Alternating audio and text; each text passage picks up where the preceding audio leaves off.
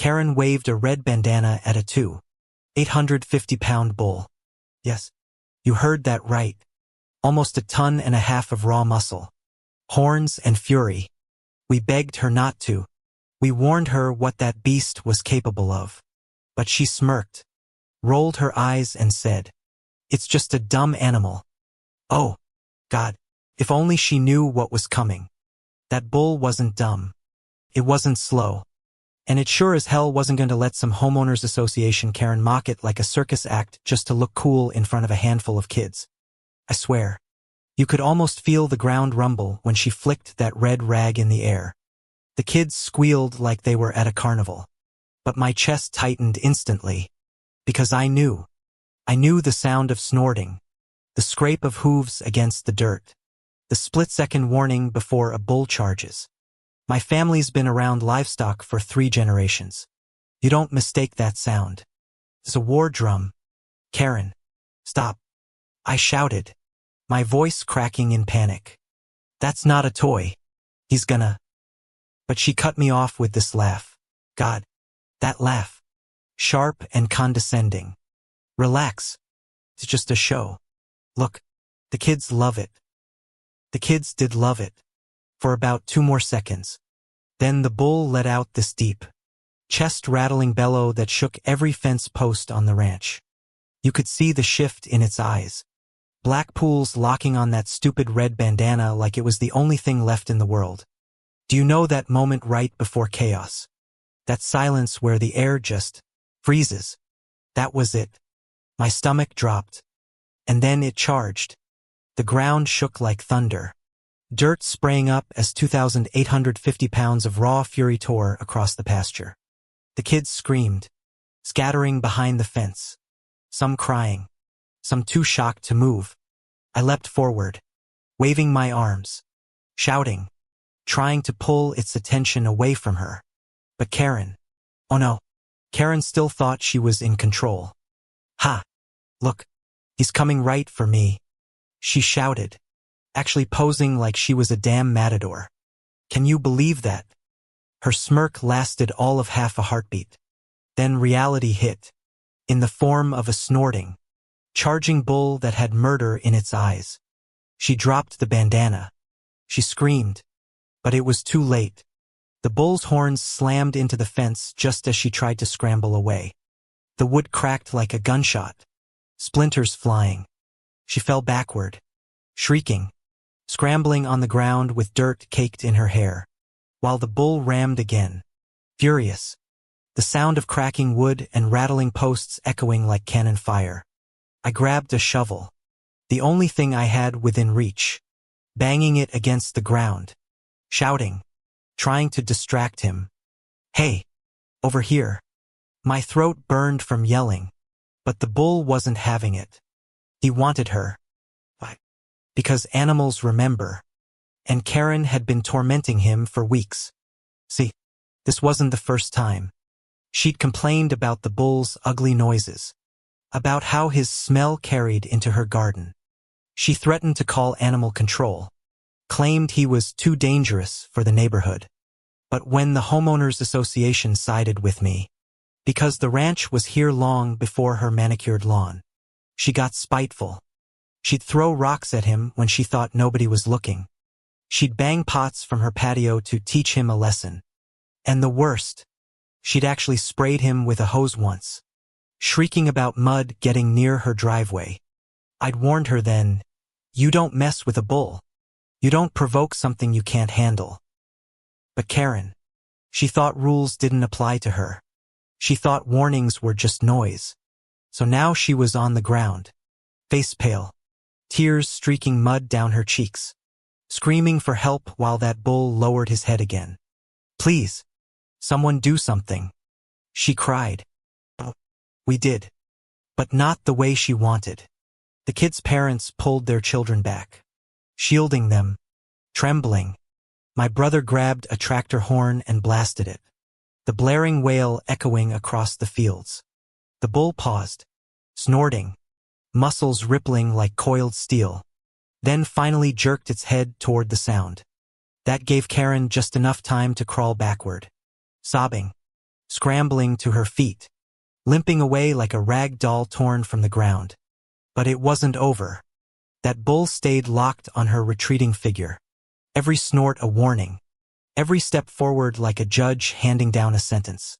I could feel the shift. The old saying came to life right there. Karma doesn't miss. Karen tried to run, screaming that she was going to sue me. Sue the homeowners association. Sue everyone. You'll all pay for this. That beast attacked me. The irony. The way her voice cracked with rage and fear at the same time. But here's the twist she never expected. The entire thing was on camera. Yep. One of the parents had been filming the kids watching the funny bull before things turned south. Every second was caught. Karen waving that bandana. Laughing. Mocking us. Ignoring every warning. The moment she provoked him. The charge. The chaos. All of it. And when the homeowners association board got that footage, well, let's just say her threats turned to ash. Instead of me facing trouble, Karen found herself on the receiving end. Homeowners association fines for reckless endangerment. City citations for animal harassment. And the cherry on top, her precious reputation. Shattered. The same parents she tried to impress now whispered behind her back. Sharing the video like wildfire. She wanted to look like a hero. She ended up the villain in her own neighborhood. But the bitter ending came sharp. The bull wasn't the only one Karen had been tormenting. She'd been the plague of the homeowners association for months, barking at kids for chalk drawings on sidewalks, reporting unsightly flower pots, even calling the cops because someone's dog barked past 8 p.m. So when her case hit the board, paired with the bull incident, people finally snapped. Enough was enough. The same neighbors who once feared her now voted against her, stripping her of homeowners association privileges. She lost her voice, her power, her throne.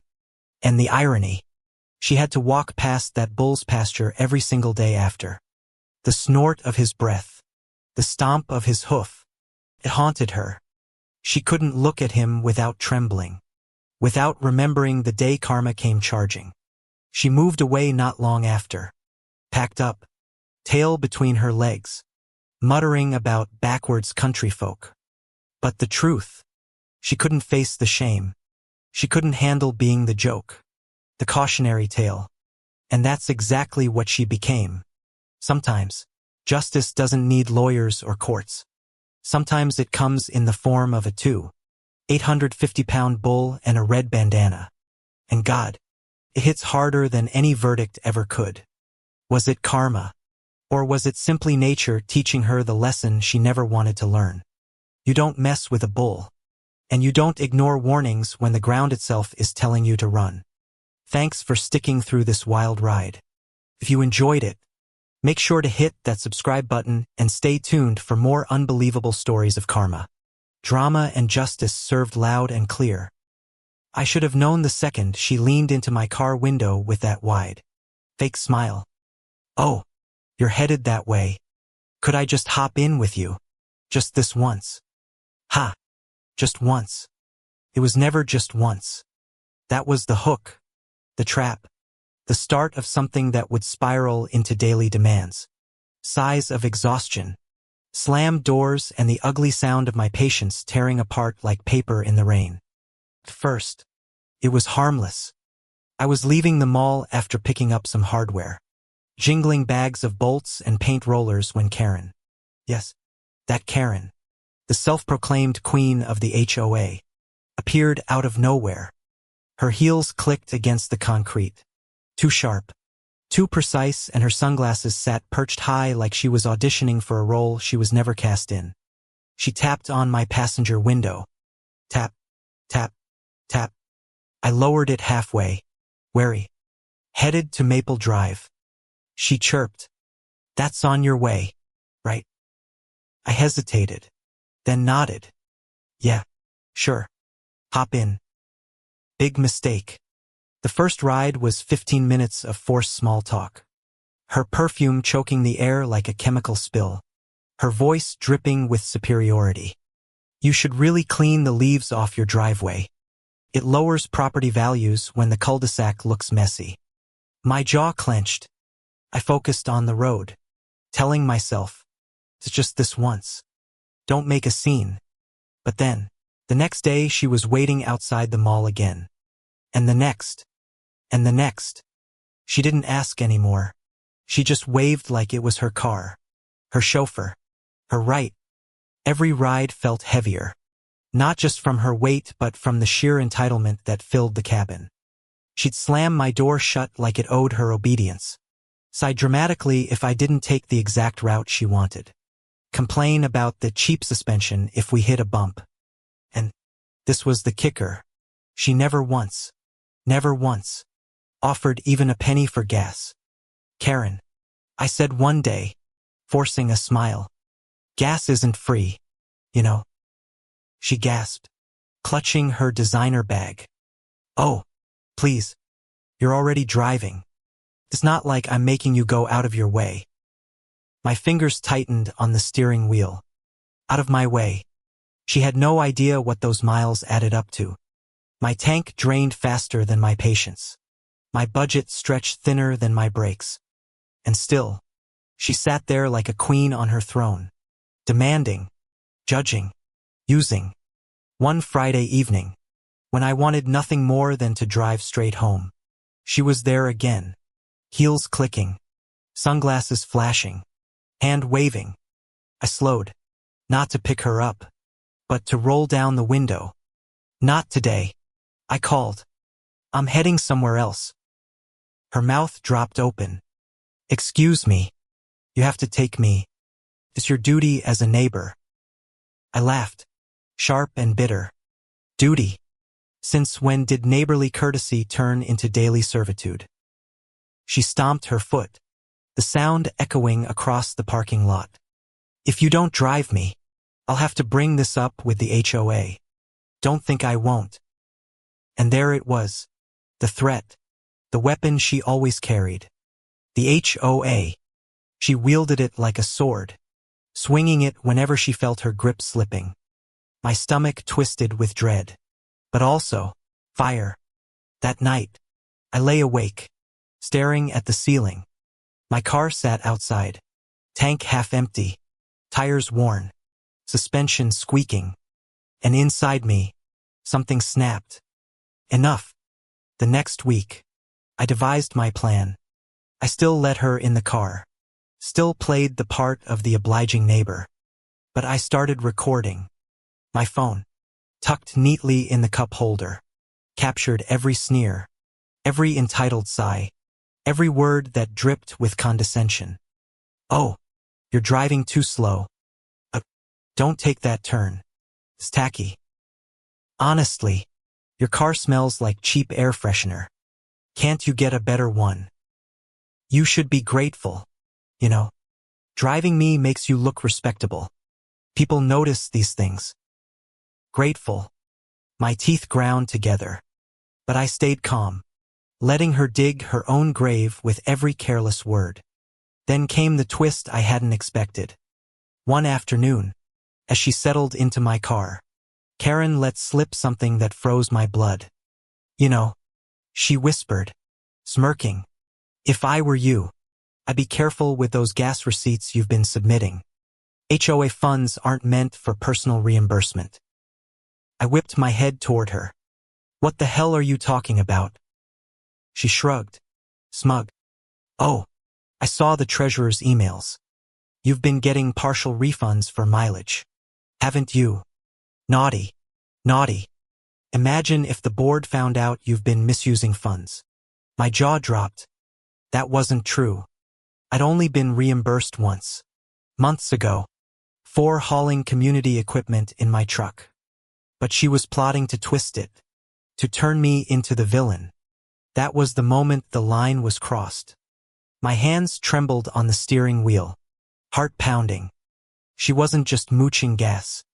She was laying the groundwork for a full-blown character assassination. I smiled. Slow and dangerous. Karen, you might want to be careful.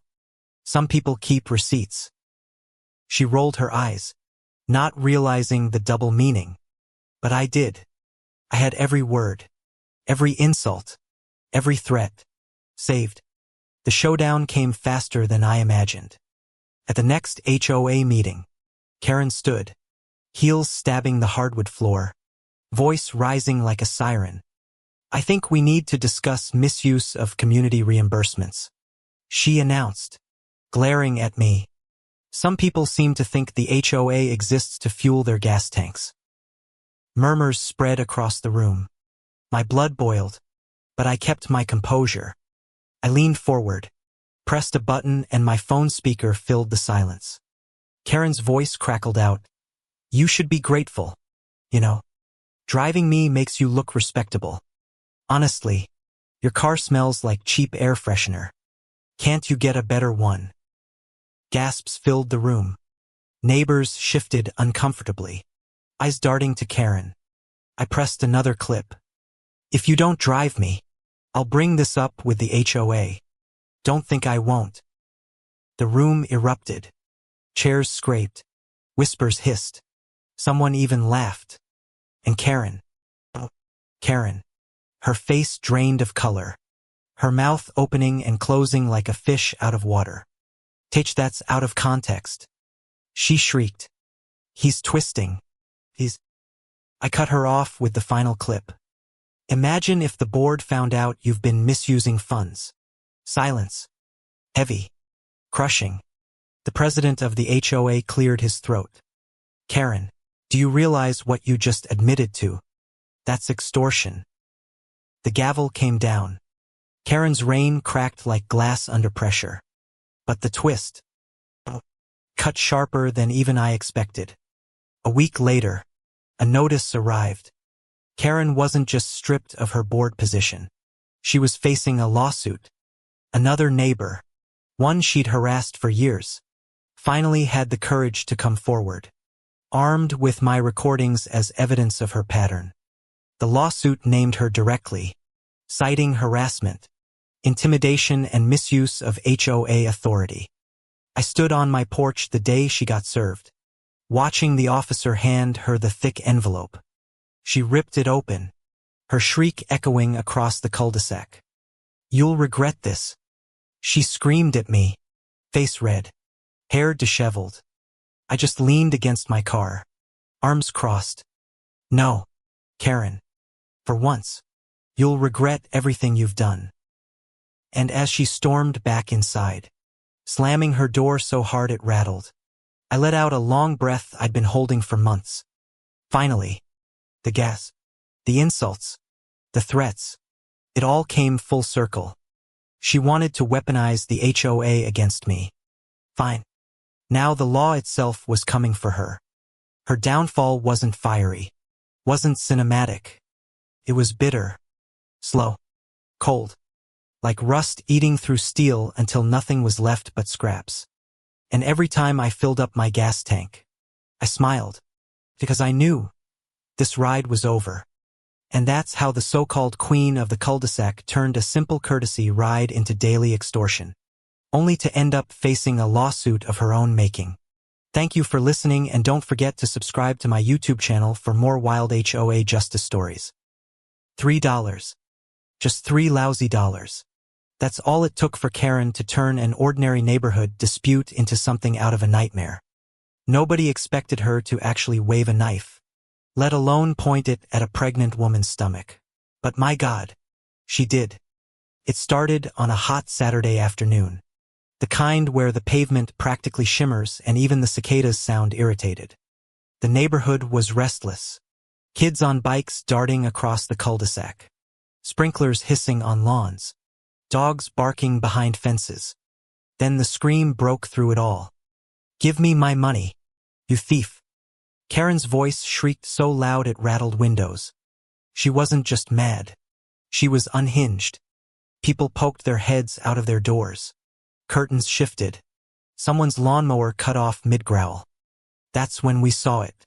Karen standing in the middle of the street, her arm jerking wildly, clutching a kitchen knife like she was ready to carve into something. Opposite her, Elena, The pregnant woman who had just moved into the neighborhood 2 months earlier stood frozen. One hand clutched her belly, the other raised instinctively like a shield. "Are you insane? It's $3. Elena's voice cracked, panicked but firm. Her dark hair clung to her face, sweat dripping down her temples. You could see her legs trembling. But Karen didn't care. She stomped closer, her sandals smacking the pavement with every step. $3 or 3 excuses. I don't care. You think you can scam me?" Her face twisted, spittle flying from her lips. Some neighbors gasped. Others muttered in disbelief. "I swear." One guy even whispered, "Oh my God, she's actually gonna do it." And honestly, for a second, I thought she might. The knife caught the sunlight, glinting like some cheap horror movie prop. Except this wasn't a movie. This was our street, our neighbor, our reality. Elena stumbled back, her voice breaking. "Please, my baby." Karen lunged forward, a jerky half-step that made everyone's heart stop. Gasps erupted. Somebody yelled, "Call the cops." A phone clattered to the ground as someone fumbled in panic. I felt my own stomach twist. $3. Over $3 freaking. Was this how far Karen had fallen? Or had she always been this cruel, this explosive, and we'd all just ignored the warning signs because it was easier to laugh at her homeowners association rants than face the truth? Elena's husband, Miguel, came running out of their house barefoot, his face pale, his hands shaking. "Back off, lady." His voice cracked with fury and fear. He shoved himself between Karen and Elena, chest heaving. But Karen, she was grinning. "What's the matter, big man? Can't your wife pay her debts?" Her knuckles whitened around the knife handle. The street felt like it was holding its breath. A dog barked wildly behind a fence, as if sensing the madness boiling over. Miguel's voice roared, "Drop it, now." And just then, the wail of sirens pierced through the tension. Karen's head snapped toward the sound, eyes wide. But instead of backing down, she raised the knife higher, her arm trembling with adrenaline. "They'll believe me. They always do," she screeched, voice cracking into hysteria. "What?" My jaw nearly hit the ground. Did she really think the cops would side with her after this? The sheer delusion was staggering. The patrol cars screeched into the cul-de-sac, tires kicking up dust, doors flung open, officers shouting commands. "Drop the weapon, now." But Karen didn't. Oh no. Instead, she jabbed forward again, straight toward Elena's stomach. Elena screamed. Miguel shoved her sideways and the knife tip slashed through the air just inches from her. Time slowed. Her scream, Miguel's grunt, the metallic clatter as the knife hit the ground after an officer's tackle brought Karen down hard. It was chaos. Officers swarmed her, pinning her wrists, shouting over her banshee wails. Karen kicked, screeched, cursed at everyone within range. "She stole from me. She stole from me. You're all blind." Neighbors stood rooted in shock, mouths open, hands pressed to faces. Some were recording, phones trembling in their hands. One older woman whispered, "Dear Lord, over $3. Elena collapsed onto the curb, sobbing into her hands, her husband cradling her protectively. The sound of her muffled cries cut deeper than Karen's screams. And yet, unbelievably, Karen still tried to twist the story as officers dragged her up. "She attacked me. She's lying. She owes me money." Her shrieks bounced off the houses, desperate, deranged. But here's the twist no one expected. When the officers patted her down, they pulled a crumpled bill from her pocket. A single $5 note, creased, sweat-stained and shoved deep. Miguel's face turned red with rage. "She had it the whole time." His voice cracked. Neighbors gasped again. One cop shook his head in disgust. "Ma'am, you were ready to stab a pregnant woman, and you had more than enough money in your pocket."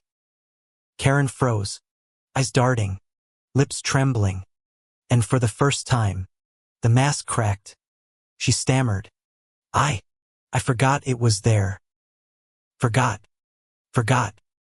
The neighborhood erupted in furious mutters. Someone shouted, "Lock her up." Another neighbor cried, "That woman's dangerous." The irony, the karma, the bitter aftertaste of it all. It was almost too much. Karen, the self-appointed queen of our homeowners association, the woman who fined people for dandelions in their yard, who screamed about community standards, had just tried to stab a pregnant neighbor over $3 she already had. And it wasn't just the cops who caught her. No, half the neighborhood had video evidence. Every phone recording, every shaky-voiced witness. The officers shoved her into the squad car as she howled, "You'll regret this. I'm the victim." The door slammed shut, cutting off her screech like a lid on a boiling pot. The street was quiet again, except for Elena's soft sobs and the low murmur of shocked neighbors. Some hugged her. Others cursed Karen under their breath. I swear, the cicadas even went silent, as if the whole world paused to take in what had just unfolded. And the bitter truth sank in. We'd all seen Karen's madness growing for years, brushed it off as Karen being Karen. But today it almost cost 2 lives. The irony cut sharper than her knife ever could. HOA Karen tried evicting me and my wife. She didn't know I'm the police captain in this precinct. Can you believe that? It started with a letter. Not just any letter, but one dripping with false accusations and twisted lies.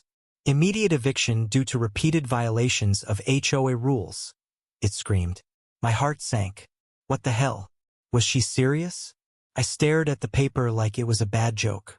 But nope, Karen was dead serious. You know that sharp scratch of a pen on paper? Like nails on a chalkboard? That's exactly what her forged signature sounded like when my lawyer pointed it out. Forged? Fraud? This was war, and I wasn't going down without a fight. But I'll admit, I took a long, heavy breath because this wasn't just about me and my wife anymore. It was about justice.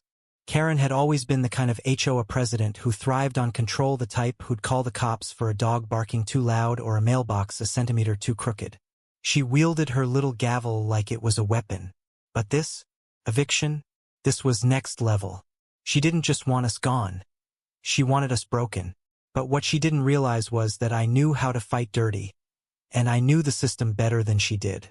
That first confrontation was like something out of a bad reality TV show. I was sitting at our kitchen table, sipping on coffee, trying to make sense of the letter, when the doorbell rang. It was her Karen standing there in her signature pearls and a smile that didn't reach her eyes. "I'm here to enforce the eviction," she said, voice dripping with false sweetness. "You have 48 hours. Wait, hold on a second. On what grounds exactly?"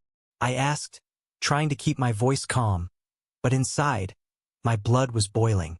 She pulled out another document, thick with legal jargon, all stamped and signed, or so she thought. That forged signature was easy to spot for someone like me who's seen real signatures in court 100 times. "This is fraud," I muttered, barely containing the fury. "You're forging signatures?" Karen's smile faltered for a second, but she recovered quickly. "I'm just enforcing the rules," she said, but the tremor in her voice betrayed her. That's when I knew the game was on. It didn't take long before the neighbors caught wind of the drama. You could hear the whispers floating down the street like the wind rustling through dry leaves. "Did you hear about Karen trying to evict the police captain?" someone said. "That's gotta backfire on her." I smirked when I heard that. Oh, it would backfire, all right. The next few days were a whirlwind. Every knock on the door felt like a challenge. Every email from the HOA lawyer piled up with accusations and threats. But I had my own weapon, the law, and the truth. We hired a top-notch attorney who immediately smelled the forgery. "This isn't just an eviction notice," he said. It's a blatant attempt to defraud you and your wife. We'll countersue for harassment, fraud, and emotional distress. Harassment? My wife asked, disbelief coloring her voice. We're being harassed? Absolutely, I said, feeling the weight of it all settling in. It wasn't just about the house anymore. It was about standing up against a bully who thought she could push anyone around with forged papers and fake power. One evening, I was reviewing the documents late at night, the soft hum of the street lamp outside casting shadows across the living room. My phone buzzed. It was Karen. I want to talk, she said. Can we meet? I stared at the screen. Why now? What was she thinking? Was this some kind of trap? But curiosity got the better of me. Fine, I typed back. Tomorrow, noon, at the community center. The next day, I walked into the room where Karen was already waiting, arms crossed, tapping her foot impatiently. Let's get this over with, she said, eyes narrowing. You think you're so untouchable because you're police? That you can intimidate everyone? I laughed, a short, sharp sound. I'm not here to intimidate. Karen's face twisted, and suddenly the mask slipped. You don't know what I've done for this neighborhood, she snapped. I keep order. I protect our property values. Without me, this place would fall apart. Really? I said. Because from where I'm standing, it looks like you're abusing power to settle personal scores. You forged signatures, Karen. You're trying to evict me illegally. That's criminal. Her eyes flashed dangerously, but before she could retort, the community center door creaked open. In walked Officer Daniels, my second-in-command, with a folder in hand. Captain, the HOA board voted to suspend Karen pending investigation, he announced. And we've just obtained evidence of multiple forged documents linked to her. The room fell silent. Karen's face went pale, lips trembling. This is a setup, she gasped. I shook my head slowly, the cold certainty settling in my bones. No, Karen, this is karma. Back at home, the tension was thick like fog. My wife leaned against me, whispering, I can't believe she went this far. Neither can I admitted, rubbing her back. But we'll get through this. The lawsuit was filed within days. The media caught wind of the story, and suddenly we were the talk of the town. Headlines screamed, HOA president accused of fraud and forgery, police captain fights back. Cameras flashed outside our house. Reporters knocked on our door, hungry for details. It was exhausting but necessary. One particularly tense afternoon, as I sat reviewing more paperwork, the phone rang. Captain, the voice on the line was shaky. This is Karen's lawyer. They want to settle. My heart pounded. Settle? After everything? I glanced at my wife, who looked back at me with a mix of hope and skepticism. What are their terms? I asked. Full apology, resignation from HOA, and compensation for damages, the lawyer said. I let out a slow breath, exhaling years of pent-up frustration. Sounds like they're finally realizing the score. But then came the twist. Karen wasn't going down quietly. Word spread that she tried to manipulate other board members, falsify even more documents, and had been siphoning HOA funds for years. The investigation uncovered a mess far worse than eviction papers. I remember sitting in the courtroom, the air thick with tension, as Karen's fate was sealed. The judge's gavel slammed down like thunder, echoing through the hall. This court finds the defendant guilty of multiple counts of fraud, forgery, and abuse of power. Karen's face crumpled. The proud, untouchable HOA queen reduced to tears and defeat. How did it come to this? She whispered to no one. Her reign was over, and justice had finally been served. After everything settled, my wife and I sat on our porch, watching the sunset paint the sky in bruised purples and golds. We did it, she said softly. Yeah, I replied, my voice tired but satisfied. We stood up. We didn't back down. That's what counts. But I couldn't help but wonder how many more Karens are out there, thinking they can break the rules, forge signatures, and bully their way through life, and how many of them will meet their own downfall when someone finally stands up. I guess only time will tell. But even after the court ruling, the aftermath wasn't easy. Karen didn't just disappear, no. She fought back with everything she had left. She launched a lawsuit against me and my wife, claiming defamation and unlawful harassment. Can you believe that? After everything she did, it was like she was trying to drag us down with her, desperate to rewrite the story. The legal battle dragged on, a slow grind of motions, depositions, and courtroom drama. Every time we thought it was over, she'd throw another wrench in the works. My wife and I had to relive every ugly moment, every forged signature, every threat disguised as HOA rules. It was exhausting, like drowning in a sea of paperwork and lies. But here's the thing. I'm a cop. Not just any cop, I am the police captain in this precinct. I know the law, and I know how to use it to protect those who can't protect themselves. So we fought back with facts, evidence, and a stubborn refusal to be intimidated. Slowly, the truth came out. Witnesses stepped forward, former board members who had been too scared to speak up. The forged documents Karen planted were exposed one by one. And in the end, the judge dismissed her ridiculous lawsuit with prejudicial legal term, meaning she couldn't bring it up again. That was the final nail in her coffin. It was a victory, but not just for us. It was a message to every HOA president, every Karen out there thinking they can abuse power and silence people with fake papers and lawsuits. You can't hide behind your titles forever. Sooner or later, the truth catches up. Looking back, I can't help but shake my head and laugh a little. The woman who tried to evict me and my wife ended up being the one evicted from her own reputation. Her lies exposed for all to see. And the best part? We didn't even have to raise a hand. The law did the heavy lifting. My wife squeezed my hand, smiling softly. I'm proud of you, she said. You didn't just protect our home, you protected our dignity. That's the thing about battles like these. They're never just about property or paperwork. They're about standing up for what's right, even when it feels like the whole world is against you. So if you're dealing with your own HOA nightmare, or a Karen who thinks she can pull the same stunt and back down, gather your evidence, know your rights, and don't be afraid to fight back. Because sometimes the biggest weapon you have is simply the truth. And hey, if you want to hear more stories like this, with real-life battles, drama, and lessons learned the hard way, subscribe to my YouTube channel. I'm sharing everything: lawsuits, confrontations, and how justice wins when you stand tall.